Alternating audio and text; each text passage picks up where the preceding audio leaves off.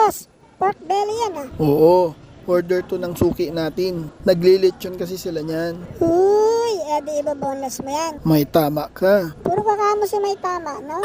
Marunong ka ba mag-boneless niyan, boss? Siyempre naman, hiwain muna natin yung pinaka-lining niya ng ganyan para lumabas yung buto. Parang ang hirap naman yan, boss. Medyo, pero siyempre pag nasanay ka na, madali na lang. Tsaka kailangan maingat para di tayo masugat. Bakit parang pinupukpuk-pukpuk mo yung buto, boss? Para matanggal yung nakakapit na laman. Para malinis pag hinila natin yung buto. Matrabaho pala yan, boss, no? Bakit yung iba, tinatanggal nila yan kasama na yung laman? Pwede rin naman yung gano'n, yung gagawin nilang ribs yung may part na buto. Pero mas prefer ko yung ganitong style. Dahil sayang naman yung laman na nakakapit sa liempo.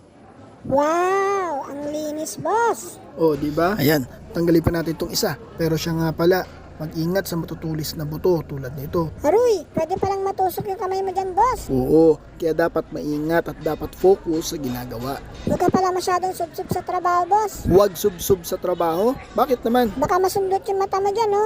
Oh, tulis pa naman. Naisingit mo pa yan, no? Joke lang, boss. Ayun, ganyan pala ang itsura pagkatapos. Oo, yan yung order sa atin na 2 slabs na tig 3 kilos at 2 slabs na tig 5 kilos. Ayos! Galing mo, boss! Wow, biglang bawi ah.